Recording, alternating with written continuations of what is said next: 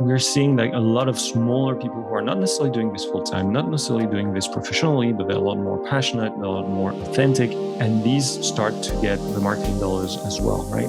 It's super exciting. It's a super exciting space to be in as an entrepreneur. Everything changes all the time, so there are opportunities rising every day virtually, and couldn't be happier. Vivien Garnès, it is good to have you here in Ecomonics. How are you doing today? How are you feeling? I'm doing wonderful, Joseph. Thank you so much for having me. And I'm grateful to have you on as well.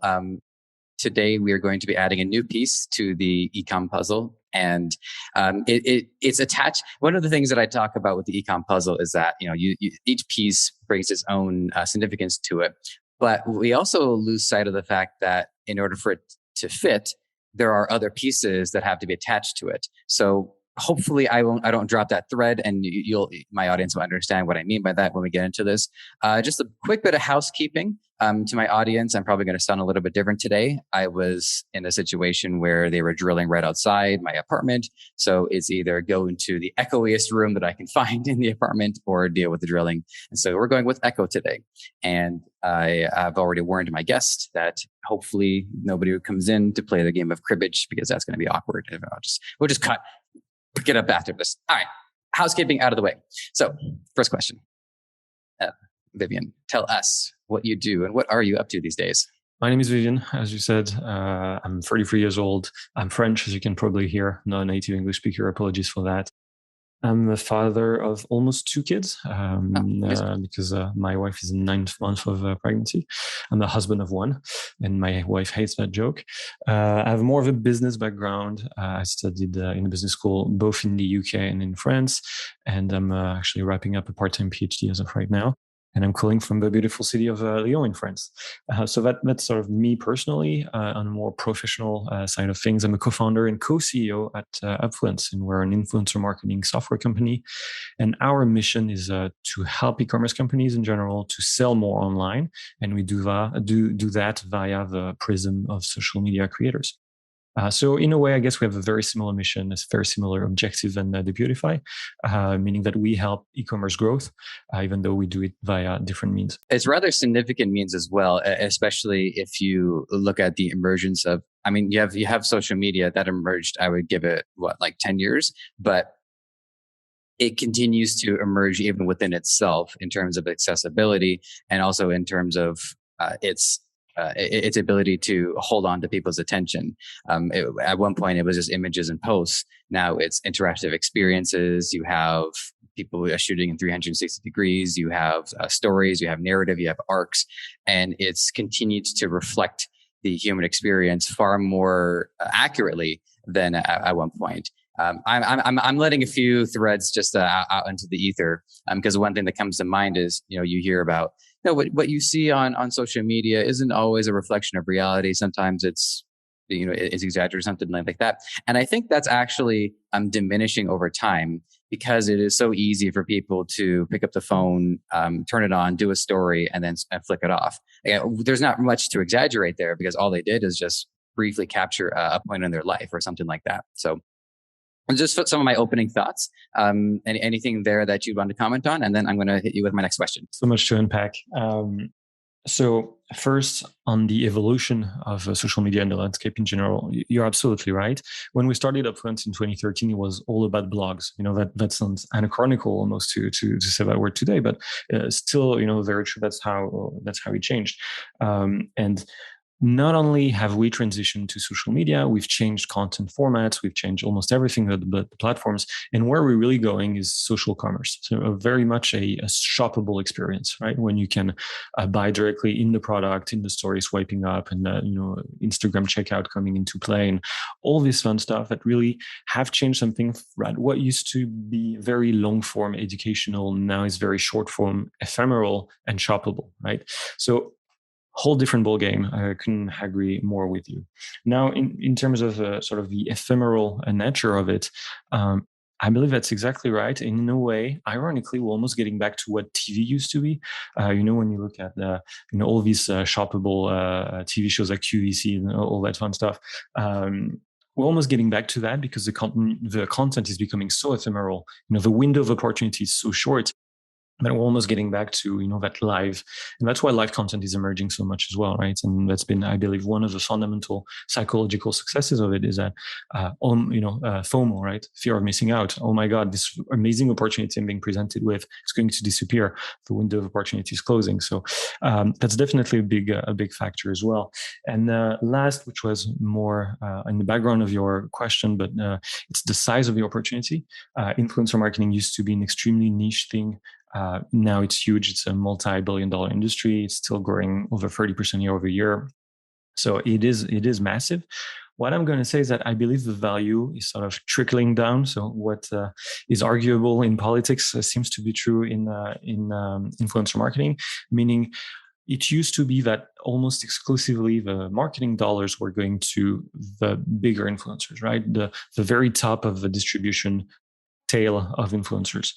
Now what we're starting to see is that brands are going down that long tail, right? They are working with influencers which are a lot more smaller, a lot more niche, but who can yield very strong performance as a result, right? So we're seeing like a lot of smaller people who are not necessarily doing this full time, not necessarily doing this professionally, but they're a lot more passionate, they're a lot more authentic, and these start to get the marketing dollars as well, right?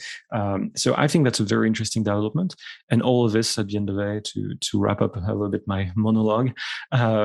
It's super exciting. It's a super exciting space to be in as an entrepreneur. Everything changes all the time, so there are opportunities arising every day virtually, and couldn't be happier. There's one association or one connection that I made in your description, relating it to television. If you look at the way television is structured, so usually TV shows, scripted shows, you have your A story, and that's where, as you say, the majority of the resources, in this case, time, is devoted to whoever happens to be the lead character for the episode. Then you have your B plots, maybe you have C plots, D plots, and each one of these, while significant in their own way, and perhaps they connect to the larger story, they don't have the same level of resources. And I'm seeing a similarity here in, I guess, the different hierarchies or the different places that influences are. You still have like the A influencers. You have your B plots, you have your C plots, and you have your D plots. And what I think is, as the ability for the top level influencers have more ability to influence, there's so many resources that they actually can't hold on to all of it. And so that's where I think the trickling is coming in, where now you have the ability for people in the B level influence to actually have the same efficacy that the A's used to have. And so while the top is continuing to grow, what happens is that continues to give each a part of the ladder below that more influence than they previously had. So I believe that's exactly right. And to add to what you just said, I think there's a lot more tactical reasons as well that accelerated that trend. A couple of thoughts here. It used to be that the largest influencers were the only ones you could easily find, right? Because of the search features of all social media platforms, or on Google, if you were looking for blogs, it was very top heavy, right? It was mostly you were always finding the top X influencers in that space. So what happened is that most of the brands were reaching out to only these influencers, and that created a huge inflation on the prices as well, because they were solicited day in, day out. They could afford to be very picky, and they had all the bargaining power as a result. And when some brands starting to question the efficiency of the marketing dollars being spent on these guys, right? Because on the other side of the equation, we know that a lot of social media platforms, the engagement rates tends to deteriorate as the size of the community increases. And so they were in this situation where the supply was getting more expensive, every day or every month. And at the same time, the performance was decreasing. So they were in a little bit of a dilemma. And the alternative, working with small influencers, was virtually impossible at the time, because it was very hard to identify influencers. And working with 10 influencers with 100,000 followers was 10 times the work as working with one influencer with 1 million. So they had sort of these overhead cost considerations to have as well. And so all of this changed progressively, took some time, but now with companies like Upfluence, shameless plug right here, we can really lower the overhead cost, the marginal cost of working with one extra influencer. And so it becomes possible all of a sudden to work with hundreds or even thousands of influencers who have 5,000 followers, 10,000 followers, 20,000 followers, right? Micro or nano influencers. I think a few weeks ago I heard the word pico influencers, right? So we're always getting smaller and smaller in scale.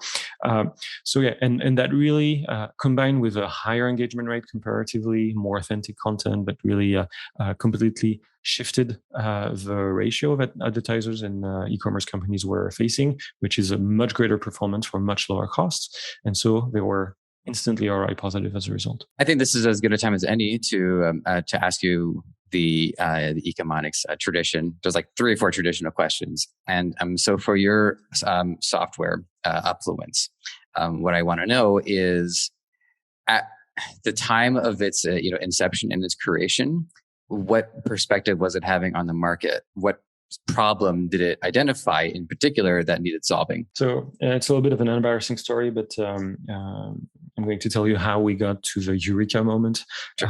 So to speak. So right out of business school, I started working in a startup here in France. Great first job, but I was working directly with entrepreneurs, and their entrepreneurial drive was very contagious. So I thought, I'm going to start a little side gig, which I did with a friend. So we started a couple of e-commerce companies were selling products online, and one of which, the main one, was probably selling neckties, right? We were looking for a product that was no sizes or little textile expertise, easy to ship. And so we went for neckties, in spite of doing zero market research and the fact that there's no one wears ties anymore. I think the both of us are pretty good examples of that. Case in point, we had... You caught me on an off day. I do wear them on occasion. Okay, you are a better man than I am. Case in point, we had made 1,000 beautiful silk ties in Italy, and we set up a website. We tried to sell them, and we could not sell them in an ROI positive manner because the market was very fragmented. The acquisition costs were super high, so it was impossible to be ROI positive on this. So we had this box of 1,000 ties sitting in my living room, and we thought, all right, let's try to be decent entrepreneurs and find other ways to sell this. And we tried a number of things, most of which failed quite spectacularly. But one thing that did work was to ship them to bloggers, beg them basically to write a review. The review would drive traffic. Traffic would turn into clients. Clients would then, even do repeat purchases. And we really started to see the unit economics of it all. And that's when we thought, wow, this is great. Even though the term had not been coined yet, influencer marketing was not yet a thing. Still, we saw that this worked, and potentially every e-commerce company in the world could benefit from this. But we also identified a few problems along the way. Number one, it was super time consuming. I was literally spending my nights on Google trying to find new blogs, keeping a very monstrous spreadsheet in which I had the email addresses, the postal addresses. I was spending my nights harassing them basically after having sent the product to write a review. So it was very, very time consuming, and it could very well be automated, at least streamlined at first. Number one. And number two, we ended up making a few mistakes, sending a tie and €100 to a blogger who would generate 27 sessions and 0 conversions. And at the time, we didn't have engagement rate followers. It was a little bit more of a feeling, and we thought, well, this is very opaque. Wouldn't it be nice to have more of a data-driven solution to offer e-commerce companies the choice to choose which influencers they want to work with, in what capacity and how? And A plus B equals C. That's when we had the aha moment that, let's start a software company in that space. And that was 9 years ago now. I know you listened to a couple of episodes of mine, which I am grateful for. And so I don't know if you happen to listen to one where I actually just use textiles as an example anytime I just need to say like, I'm just going to totally pivot and just get into textiles. I don't know why. Ever since high school, for me, I always thought it was funny. Just like, I'm just going to get into textiles, just at this completely out of left field pivot in whatever my career is. So it's amusing to me to have it brought up actually in context for once. Now, there's a lot of terms here, many of which we know, but there's also some terms here that we could stand to have a little bit more clarity on. So one thing I want to set the record straight on is the distinguishing, I guess, influencing versus affiliate marketing. And on top of that, I happen to think that if I were to draw up a Venn diagram, there would probably be some crossover in the middle. An influencer is a social media user who has a following and who has some editorial line, some voice about a topic, right? That's in a broader sense of the term, that's what it would be. And then that influencer can have a number of revenue models. He can sell sponsored posts, in which case he gets paid a flat fee for a certain content that he has to post. He can be given products. He can be invited to events, maybe not so in the age of COVID, but once upon a time it was possible. So it can be a number of value propositions. And one of these value propositions that the brand or the e-commerce company can offer the influencer is to have some sort of a revenue sharing model, meaning, hey, here's a coupon code, or here's a track link, here's something to attribute any sales that you would bring to you personally. And for each of these, you would be paid either a spliff or a flat fee or a percentage, a commission on the sales. And that type of arrangement makes the influencer an affiliate. So some affiliates may not be influencers.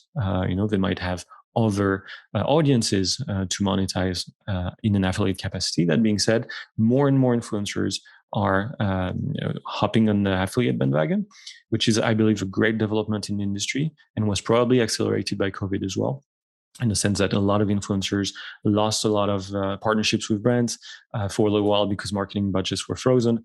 And so they had to be a little creative to make up for lost revenue. And so now we're in a situation where I think it's the best possible way to align the interests of both the brand and the influencer, meaning, hey, if you sell more, you'll make more money. Potentially a lot more than any, capping at a few $100 we would have done for a sponsored post. And at the same time, it minimizes the risk for the brand, meaning, I'm not going to pay an upfront, investment for something that may or may not yield results, right? So, significant overlap in the Venn diagram between the two. That's absolutely right. One of them is more of a definition of, the characteristic of one social media user. The other one is more of a revenue model or strategy that can be implemented between the brand and the influencer. And see, this is what I was saying at the beginning about if you're going to put a piece of the e-com puzzle into the puzzle, the corresponding pieces need to attach to it, which means that there has to be some significance as to why this piece fits there. And that's where I was going with this. So, you talk about, I was surprised but I guess now that I'm thinking about it, I shouldn't have been. There's much more of a significant crossover between affiliate marketing and influencer marketing. So much so that the two have, or the influencers transitioned into affiliate marketing given the circumstances. Now, this next one, every once in a while, I'm going to ask a silly question, but I happen to think it's the kinds of questions that, a lot of people have on their mind. So for me, the stigma of an influencer is as soon as I hear that word, I think, a model trying on clothing. And my point of view doesn't seem to expand too far beyond that. So what I would like to hear is what are some instances, examples of what people might not expect of an influencer when somebody describes one. I mean, talking about people maybe are influencer in the tech space, influencer in development, in textiles, like where perhaps the influencer expands that people didn't, I think it would. Fantastic question. So it's true that the industry is very much attached to some verticals, the beauty industry, the fashion industry, the consumer technology space. Like all of these sort of make sense because we've seen a lot, it's virtually impossible to go on YouTube without seeing, any of these, some unboxing video or some tutorial, makeup tutorial and things like that. But influencer marketing as a mechanic works very well for any consumer-oriented industry, including some a lot less obvious ones. And I'm going to tell you a true story about one of our very first clients when we launched the company. It was a company manufacturing stethoscopes for horses. As it turns out that horses have a much thicker skin than other animals. And so regular stethoscopes, which work for most animals, on cows, for example, don't work on horses. And so that company was crafting this specific, and it was looking for, very specific audience of vets, of course, but also, people who own horses or work, in anything related to horses. And we're like, wow, this is going to be a challenge. But turns out there were at the time a lot of blogs or early Facebook pages, that were specifically dedicated to people who were big time into horse riding. And they happened to sell plenty and plenty of horses' stethoscopes.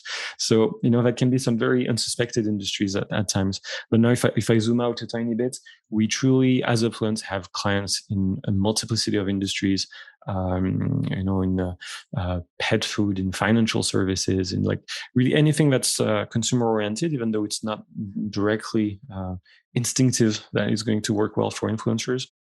It will eventually. I just want to acknowledge that I did laugh when you said stethoscopes for horses. I wasn't sure to expect specificity, and so to hear just how I don't think you can niche very much further down than that. Yeah. Absolutely. Yeah, almost like I don't know, like different breeds have different skin levels. I don't know. That's really as niche as I could have guessed. Not my area of expertise, so please don't ask any follow-up questions on the product. Oh, okay. Well, give me a second. I need to pivot. Okay. So actually, something did come up. This was one that I was keen on asking. So you said that this was one of your early clients. So given that you're a software / a service centered around marketing, is how were you marketing this at the beginning? And were you able to apply the product that you were offering in such a way that your offer was actually helping you market it, like a positive cycle? Great question. So I don't know if this translates well, but in French we say that the shoemaker always goes barefoot. This was very true for us. We waited many, many years before doing influencer marketing for ourselves. So eventually it did work, even though it's more in the B2B capacity. There are, a lot of social media users who share marketing tips. And because our product is mostly addressed to SMBs, even though we have some great blue chip enterprise clients as well, of course, but, that has worked really well. But at the beginning, we did not go that route all that much. And truth be told, the term influencer marketing didn't mean anything to anyone. It had barely been coined. And at first, people came to us because they thought, blogs are great. I'm going to buy backlinks. And we had all the SEO people coming at us at first. At first, we thought, that's unexpected, but nice surprise. Up until the time where Google started to get very tough on do follow, no follow links. So basically, a purchase link should not have any SEO juice attached to it. So it should be denounced, so to speak, in the code, meaning to add a no follow tag. And so we thought, okay, we don't want to risk anything towards Google. So we're going to say no to all this crowd of SEO people moving forward. And we have to really figure out how to make that work.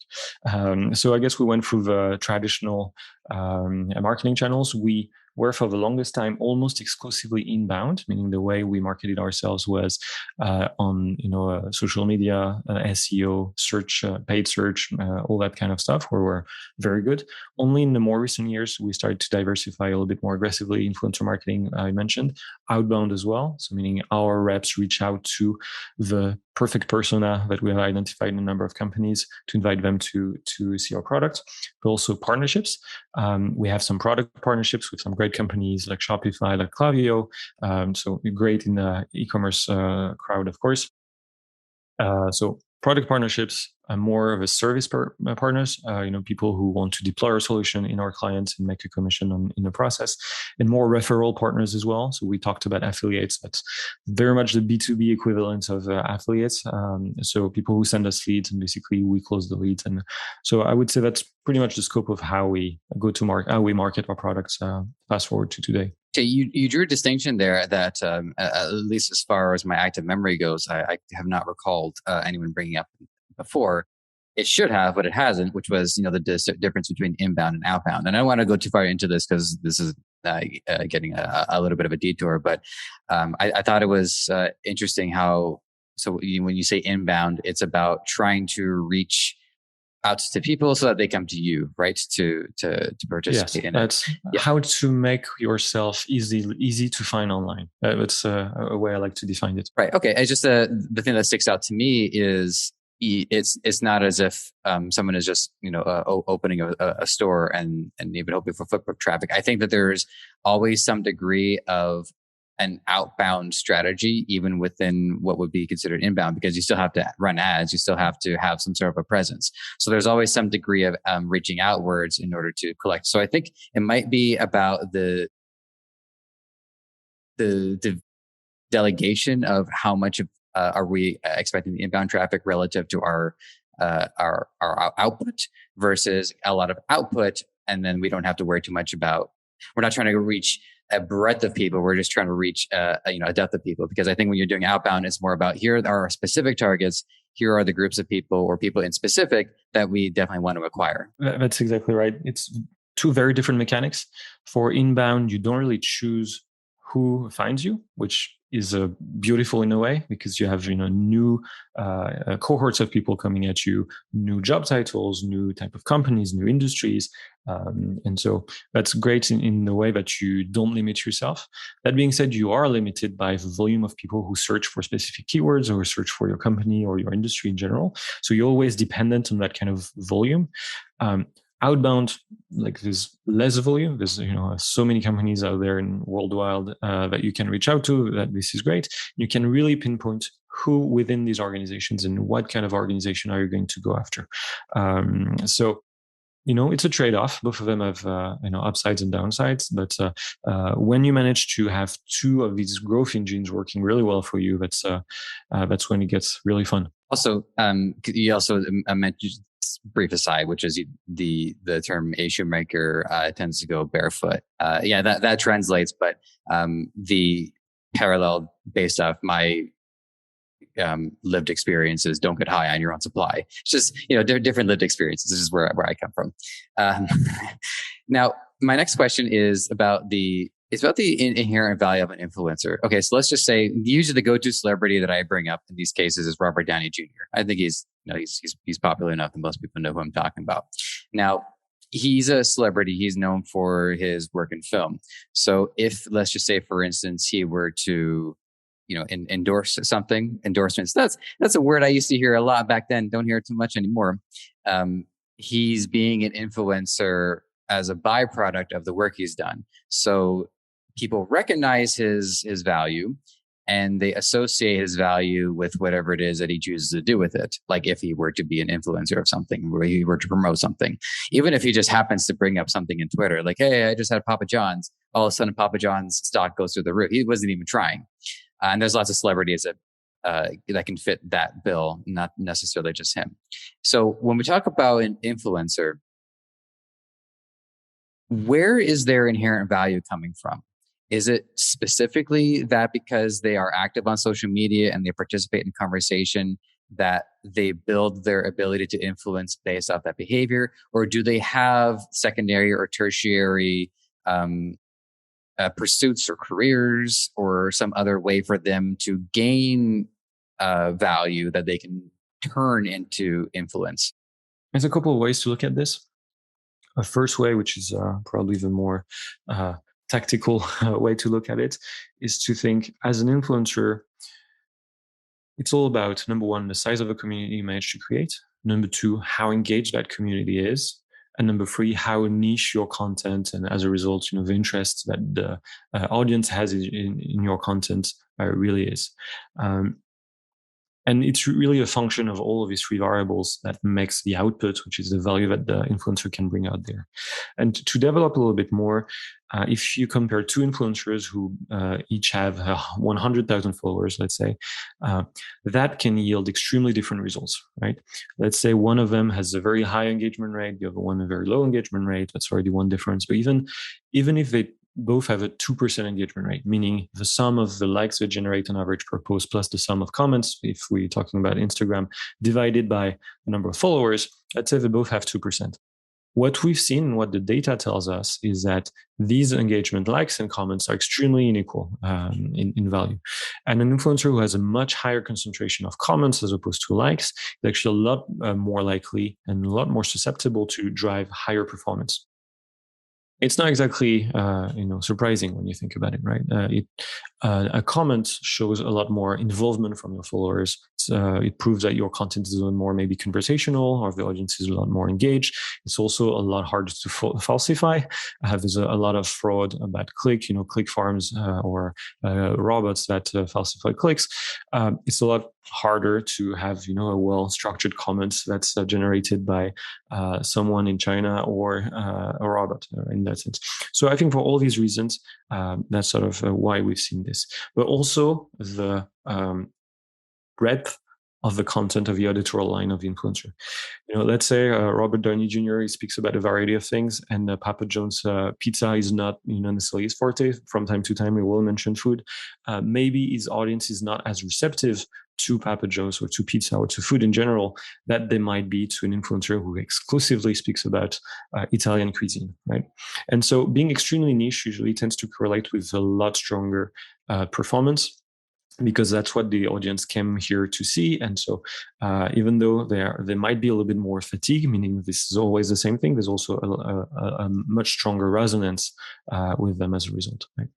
So yeah, I hope that makes sense. But that helps. I mean, so one thing to point out here is, as you say, so if someone is passionate about food, they can go to someone much more significant in the food space. So I think in order for, again, RDJ to have the maximum influences, he would probably have to promote a movie or a film or a TV show, something within his wheelhouse. So say, hey, I've been in these movies, so I know what good movies are. And this is a good movie. And so that you have different results based off their. I mean, it's rather commonsensical now that I put it all together in my head. Now, so one of the things that you've been mentioning is data. And by the way, I appreciate any time that you say tactical. It's like, oh, okay, yeah. Now we're getting into the hard data here. So there are 3 data points that I picked up on when we were looking through your profile, and when I say we, I mean my producer Micah. She goes on to LinkedIn. I have some paranoia regarding LinkedIn because LinkedIn tells you who's been where. Like, I don't like that.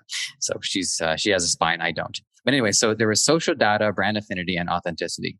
Now, social data, I'd have to, even based on what you've described so far, and I have to put things together in my head. I can guess what that is, but I'm probably gonna have to ask you what that is. Mm-hmm. The one that stuck out to me, other than that, is authenticity. Authenticity is a tricky one to quantify, and you've touched on this a little bit. So, for instance, we talk about vetting.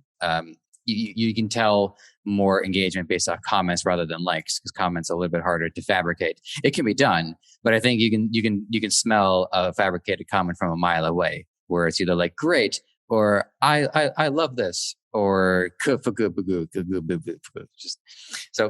so we're gonna put it all together. So so actually, first part, social data. Can you tell us what that is? And if you have to bring up stuff you already mentioned, I'm sorry, but I just need to help understand.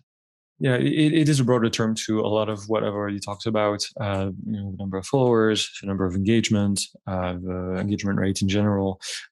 All these metrics can be put in time series as well. So it's not meant to be seen as something static. It's very dynamic in nature. So is that influencer growing month over month, its engagement or its following base, or is it not? What's the best time of the day and day of the week for that influencer to post so we can maximize? So that sort of encompasses all of this. But it's very, I would say, introductory. So authenticity can be quantified in 2 ways in my mind. Number one, the efficiency of content, and number 2, the saturation.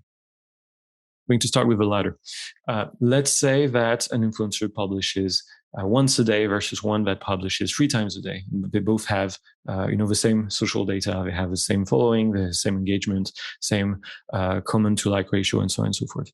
One of them is going to might, as some, generate more engagement and more views and all that stuff if he publishes 3 times as much. However, broken down by post individually, the one that posts a little bit less will be performing less, right? So saturation is an interesting thing when it comes to really analyzing an influencer to work with, because you want to see if your posts as an e-commerce company you're going to work with influencer on, is it going to be drowned in the vastness of content, or is it going to stand out because it's more one of many? So that's one thing that's very easy to measure, and that's quite significant. The other one is the efficiency. So here, the way we approach this is we take a baseline, which is all the organic posts that the influencer publishes. Meaning, when he posts something that's not mentioning any brands, not a sponsored post in any way, capacity, shape, or form. Just something organic. And this content represents the baseline, and then you can break down for any collaboration with a brand: is it performing same, less, more than the baseline? And that's super interesting because we see very different behaviors depending on the influencer, but also depending on the brand they work with. And that's when you can really not only determine the authenticity of a content. So does that content, is it liked by the followers more or less than an organic post would be? But also, I'm going to touch base on the last thing, which is the brand affinity. Is the brand a good fit for that influencer or not? There's many ways it can be measured. Before you can compare the audience data of influencer versus the brand. So are they both followed by a majority of ladies over males, or is it what kind of age bracket? Is it 25 to 35 years old, or where are they based? Are they all geolocated into the US as opposed to Canada or France or whatever, right? So that already gives you a very good sense of how strong a fit is the influencer with a brand in terms of the people they speak with. And then that translates more operationally. Did that piece of content perform well or not as a result? So yeah, that would be the three pillars that you just mentioned. So I guess your producer did her homework really well. She's anything we throw at her, she just does incredible, and she's going to listen to this part. So one more thank you, Micah. Thank you so much. All right, I didn't think about this until the answer that you provided. So I don't know how, I guess, possible this is, but I guess I'm just going to put it out into the ether anyways. Could somebody, let's just say they're looking for a business to run. They don't have anything yet. They haven't selected a product. They haven't selected a vertical. Could somebody go sign on to Upfluence and actually use the data at hand to help figure out what might be a market in need of servicing? Short answer, yes. Longer answer. Longer answer, also yes. Okay. I'm going to zoom out before getting into the specifics. So the scope of a product is very end-to-end. So we can do influencer discovery. So how do I, as an e-commerce company, identify influencers I want to work with?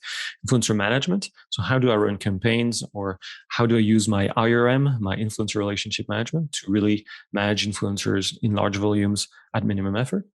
Free influencer payout. So how do I pay influencers in a variety of currencies or in a variety of countries, which comes with compliance issues and so on and so forth. And last, how do I measure performance? How do I track sales? How do I track ROI and all that fun stuff? So that's very much the scope of the product. So now if we focus on discovery, the way we can do influencer discovery is two ways. And I'm going to reuse two words that you like, which is inbound and outbound. Inbound capacity is, let's say I will connect my Shopify store to Upfluence. And thanks to that, Upfluence will identify in your existing client base who's an influential client. And that's going to be quite significant in a number of ways. But number one, because instead of starting from zero, you're going to start at a few hundred, a few thousand, or depending on how big your customer base is, number one. But number two, this is going to be as authentic as it gets, because these people, in spite of being influencers, they'll already love your store sufficiently to have spent basically their own money from their own pocket to buy your product. Free, you've already bought your product, you may not have to resend one, so you might save time, save money, save some logistics and so on, and use that gain to be more generous with influencers or more incentivizing with influencers. And last, speaking of incentives, we've measured that what we call inbound influencers are 7 times more likely to accept an affiliate relationship, so not being paid something upfront, but being paid on success. Or if they are paid upfront, they would be basically cutting their price in half because they already love your brand. So in a world where you really want to maximize your ROI as an e-commerce company, this is absolutely fantastic. So that's the inbound way. The outbound way, which is more of a traditional legacy sort of way to do it, it's like me, the e-commerce, will reach out to you, Joseph, the influencer. I will pitch you my business. I will pitch you a value proposition. You may or may not open my email. You may or may not respond, or you may or may not respond positively. But basically, there's going to be some loss in my funnel of activations, right? And so to get back to your question, that second scenario, usually you have to create some sort of a query plan where you will type a number of keywords, a number of brands, and that will give you some more filters. Right? So which platforms am I looking on? What kind of audience do my influencers need to have? What kind of language do they speak? It can be a number of things. And basically, you can use these semantic parameters to really try to narrow down opportunities that might be underserved or overrepresented in the influencer world.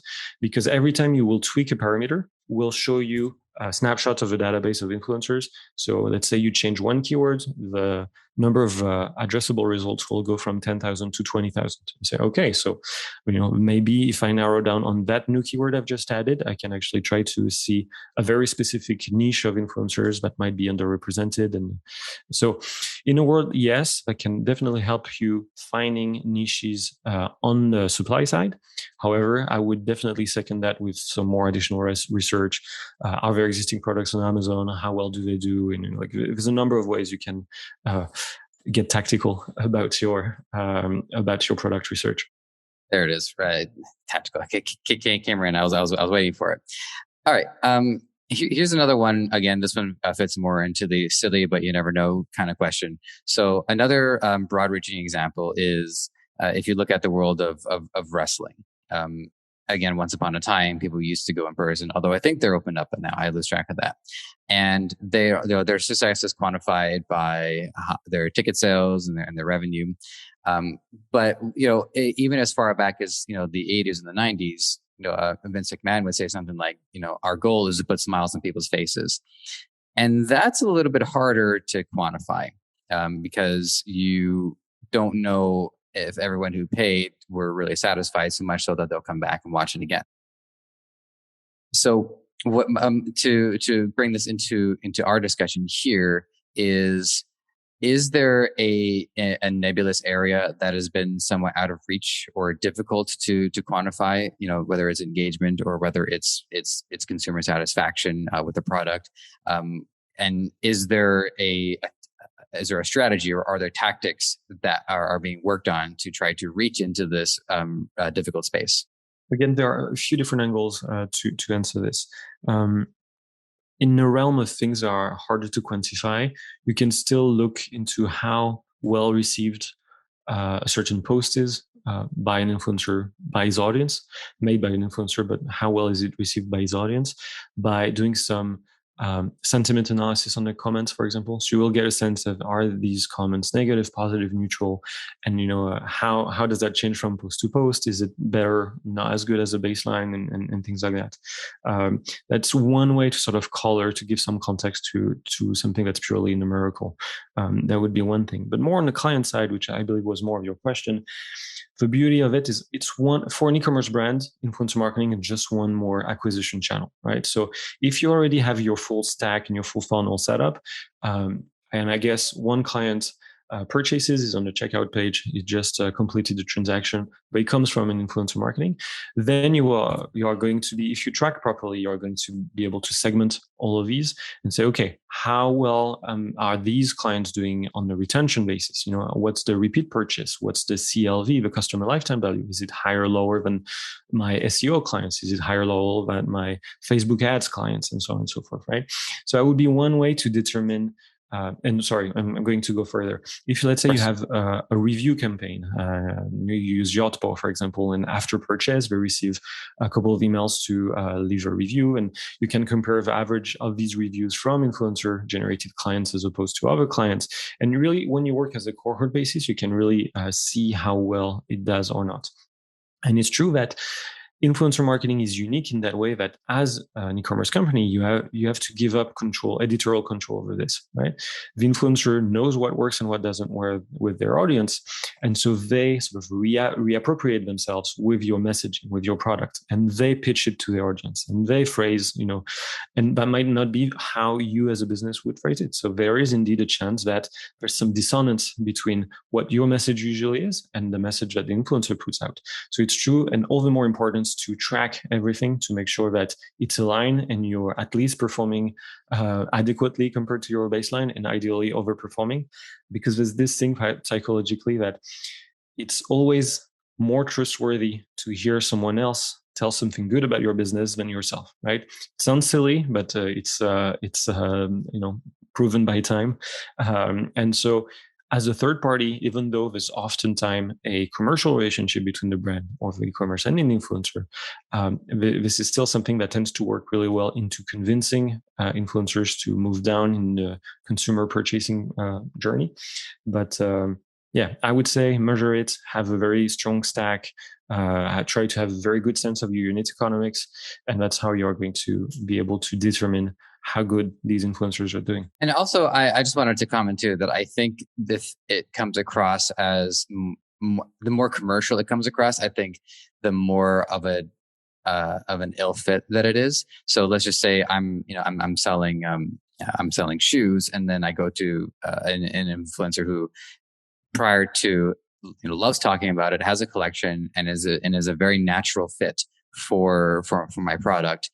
I think the level of commercial, like the perception of commercial there is so minimal that it's such a smooth fit. Whereas if I'm starting to expect a little bit more behavior out of them to use the terms that I use, you mentioned the dissonance there between how they talk versus how I expect them to talk, then it starts to come across. So this is me putting it together in my head, and you can tell me if I'm wrong, of course, but it's the more somebody gets, the more the audience, the consumer feels that it's coming across as marketing, the less successful that this connection is in the first place. So I generally agree, with a few exceptions. The way I look at this, it's very much a spectrum, at the end of which, on one hand, there's absolute control, meaning the brand will send to influencers a very strict brief saying, these are the words you're allowed to use, these are the words I don't want you to use, this is the time of day of week you're going to publish, these are the hashtags, this, and these are the do's and don'ts, essentially. And for a lot of brands, this is super important, either because they are in regulated industries. Let's say they sell alcohol, they say online, gambling, and so they need to be extremely cautious about what they do and what they don't do. Or luxury brands who need to have a very tight grip over their marketing, because you still need to portray that exclusivity and this everything that goes into luxury marketing. So these people tend to have a very strong control, and that tends to be very strong requirements. And guess what? Influencers need to be paid for that, right? If it takes them twice as long as to do a collaboration with your brand as any other brand, they're going to charge you for it. So there's an element of cost, but there's also an element of return, because I agree with you, we've measured this. When the process is too strict, it tends to deteriorate our performance as well. The other extreme of the spectrum is influencer does whatever the hell they want. I don't give them a brief, I just send them a product. They can criticize it if they want. They can say good things. They can do a mix of both. Absolute authenticity. They say what they want to say, which works in a number of ways. The activation rates are much higher because there's less strings attached, so the influencers are more likely to say yes. Like, again, it's a trade-off, right? But you might actually dig your own grave and get some influencers to say some things negative about you, even though you've put in all the work to find them, and so on and so forth. So it's a give and take. My take is that you have to get somewhere in between, not necessarily in the middle. I'm still more leaning towards giving freedom to the influencer, but really try to find a good middle ground that makes sense, where the influencer can be as genuine as humanly possible, really use their voice. That's what will work best, will echo best with their audience, but what will perform best from a social media perspective. And at the same time, it will not come across as too marketing, too advertising as a message. Yeah, well, there's one caveat in all of that I would hope that as a seller, I would have some control over, which is if I send it to an influencer and they don't like it, they can tell me that privately. They can provide their feedback, but say, look, if you don't like it, we would be happy to hear your feedback, but don't say that out loud. We'll take the feedback privately. I would hope that I can put that on the table. Yeah, of course. Of course. So a lot of brands do that, and that makes a lot of sense. Some brands go one step further, which is you're free to say anything negative that you want, but it has to be proportionate.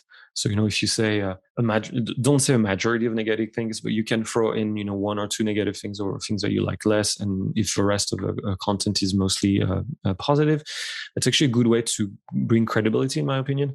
It's like when you shop on Amazon, if you have a product that only has 5-star, it's usually a little suspicious as opposed to something who has 4.7. I think it brings credibility and, again, authenticity and something a little bit more genuine. Right. Okay. Yeah, that makes sense. So in a summation, to say, hey, look, you can list the pros, and if you identify some cons, you can list those too. I think most people are used to seeing a pros and cons list. So again, yeah, I agree. It's putting together in my head is, look, if it's pure positivity, that's, well, saying it charitably disingenuous. So it probably helps to have a little bit of some of the downsides as well, just so hey, this is a real product. This exists in the real world. Nothing's perfect. We're not perfect, and there you go. So that makes sense. All right. Well, I've only got you for not too much longer. So there is one. This is more like a backstory question, more something that I'm taking a personal interest in. But before I ask you that one, I always want to just give my guests in situations such as this a chance. Is there anything else about this? Maybe there's a question I hadn't asked, or are there any other element to your business you want to make sure our audience takes away today? No, I think you did an excellent job asking the questions. One maybe message in a bottle I can throw out there, and I'll send you a link if that makes sense to share it in the show notes. But if any of your listeners are interested in experimenting with influencer marketing, they can go on our website, upfluence.com, book a demo, and they will speak for a half hour with one of our experts. They'll get the chance to discuss their objectives, their business, but also look into the product and see if it could be a good fit for them. And yeah, from then on, make a decision if that could be a good route to pursue. Okay, excellent. Well, I appreciate that. I know I asked that question a few times, and I always be like, no, you did fine. You're great. I'm like, no, I wasn't fishing for that, but I'll take it. Okay. And now, here's something that stuck out to me from your profile is because you went to school for entrepreneurship, correct? Correct. Yeah. Okay. So what's distinctive to me is entrepreneurship tends to, and I've talked to a number of people who can back this up, is entrepreneurship tends to emerge from a rejection of structure, whether that is school or work, family unit, whatever that may be. So, to my recollection, which is above adequate, this is the first time that I've even seen an entrepreneurship course. So, what was the experience in a structured environment designed to nurture independence? I love the question. So a tiny bit of context. In France, business school is 5 years. You start right out of high school and then you study until your master's, right? And usually what happens is you do a very generalist business management approach for the first 3 years, and then the last 2 you specialize. And so I was given the chance to specialize in marketing or in finance, in auditing and control, and all of these sort of usual suspects of the specialization courses in business school. But I'm more of a generalist myself, and I didn't want to specialize in any of these. And so what do I do? And it turns out that they had this generalist course where you still do a high level approach to a lot of different areas of business, but you don't really have to pick. And they called it the entrepreneurship course. So I jumped on the opportunity. Plus, it was a double degree program with a university in Scotland, in Edinburgh. So I had the time of my life for a year there. I definitely agree that entrepreneurship comes from some degree of rejection of structure. I had done internships in larger companies, and I hated every single second of it. I had done internships in startups and smaller structures, and I had an absolute blast. So I knew sort of what kind of size of an organization I was comfortable in working with. I knew I had some entrepreneurial drive. I had, always had a lot of initiatives as a kid. I had a metal band which I was managing. I was picking up the phone to book venues and everything. So, I sort of had it, in my personality. So I knew I was going to get there eventually. but I wanted to get a little bit of experience first. So that's why I worked for a couple of years, 3 years in someone else's startup, and starting to make mistakes on my own on the side. And then when I felt confident enough at the ripe old age of 25, I started Upfluence. Yeah, well, that clears that up. So, and I appreciate, if somebody wants, because I think with a lot of people, the fearfulness of going into college or going into university is, well, I don't know what to do yet. So I mean, I guess I'll just go, and then they end up specializing in something that they don't want to. I know a lot of people that have had to pivot. So to see an environment that actually encourages, stay general, stay loose, and just, keep them open mind, and to have a course that actually, supports and nurtures that is a breath of fresh air, frankly. Absolutely. All right. Well, we're gonna wrap this up. So my final question for you is usually like, hey, if you got any parting wisdom, you're welcome to share that, and you are. But I wanted to modify it a little bit specifically for you, just because this is such an emerging field in an emerging field of e-commerce. So my question to you as well is also, what do you see are some of the next major milestones in influencer marketing, or where you see the industry going from here? And then with all of that in mind, and then just let the audience know how they can figure out more about what you do and what you're up to. I think it's been true for most things in the world of marketing technology, and influencer marketing will be no exception of that. Number one, it will become even more outcome based. Number two, it will become more automated. That's my two predictions. And to give more context around these two, every emerging new hot marketing channel, usually it's a little bit magic, right? There's very little numbers behind.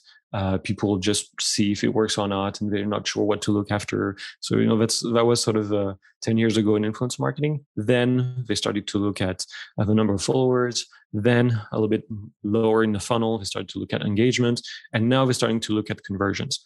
And how much money am I making? What's my ROI on this? And I believe it's still marginal today, and that's something that Upfluence really specializes on, and we're one of the very few in the industry to do just that. And I believe the rest of the industry will demand more and more ROI drivenness. I don't know if that word exists in the future. So that's the one thing. And if you look at all the other companies in the MarTech space, they ended up going that route. The second one is automation. So how influencer marketing is still quite labor intensive, even though tools like Upfluence really streamline the process, and you can do a lot more influencer marketing work in a lot less of the time. That being said, it's still quite labor intensive. And so what Upfluence is working on is really to automate the full process. So it becomes basically a cash generating machine on autopilot, right? That's very much the end game here. And again, when you look at companies like Klaviyo, like Yotpo, or a little bit more in the past, Marketo, Pardot, Eloqua, like all these companies who had a ton of success, they all added a layer of automation. HubSpot, of course, MailChimp, they all added a layer of automation to what they did. And that's what contributed to their success. So yeah, I strongly believe these are two things that are going to be extremely important moving forward. Amazing. Well, I just have to say my takeaway from this is, now that I get to put this piece into the puzzle, is that depending on what we're talking about, sometimes I'm gung ho about automation, sometimes I'm uneasy about it. In this case, I'm actually rather enthused about it, because it's such a personal element of it. It's one thing to write an ad that tries to appeal to thousands of people. It's another thing to work with another person, another human being who's trying to appeal to thousands of people. So to have a lot of the work done actually helps make sure that the connections that we are trying to make are the most informed and thoughtful ones that are good for everybody involved. So that's my takeaway. There's rather optimistic, I must say. That's absolutely right. Excellent. Well, so once more, I believe that is Upfluence. So they can find you probably on the website. Just run through your socials, your presences, all of that, and then we'll get you on out of here. So the website is upfluence.com. And from there, you'll see all of our company's social. But personally, you can reach out to me on Quora. Actually, I'm quite active. I try to answer a lot of questions there, but mostly on LinkedIn. I believe I'm the only Vivien Garnès on LinkedIn. So feel free to add me a connection, drop me a line, and I'll try my best to answer them all. Okay. Well, I will send Micah to reach out to you on LinkedIn then, because I'm not a... All right. Yeah. It's funny. I talked to somebody who's been on LinkedIn before, and anyways, so I don't know. I have to get over my problem with that. That'll be my goal for today. Okay. To my audience, it is an honor and a privilege to collect this information, use it for my own benefit, and then share it with all of you. So with that, thank you so much for your participation. Vivien, it's been a great hour. Great to meet you. Great to talk to you. Great to learn so much from you. So thank you for everything that you've done today. Likewise. And with that, take care. We will check in soon. Bring in revenue to Kunkel Inc., which is what we kind of call our family. Hey, this is Joseph from Ecomonics. Just wanted to thank you for being here and for giving this content your time and attention. I hope you learned something. I can say with certainty, I have learned something with every episode that I have done, and I don't see that changing anytime soon. There's a couple things you can do to help us out. If you want to check out the audio content, we are available on all major podcast platform distributors. And while you're there, give us a 5-star review. It helps a lot. And while you're here on YouTube, there's a lot of things you can do to help out as well. It's not going to take very long. Subscribe to the channel, hit the like button for this episode, and hit the notification bell so when we have new content for you, it's going to be at your doorstep ASAP. Lastly, this podcast is created by Debutify, the best Shopify template available. It is 100% free for you to start, and it can change your life. It can make you so much more free than you are right now. So if this episode wasn't enough to convince you, I think a few more might do the trick. So have at it.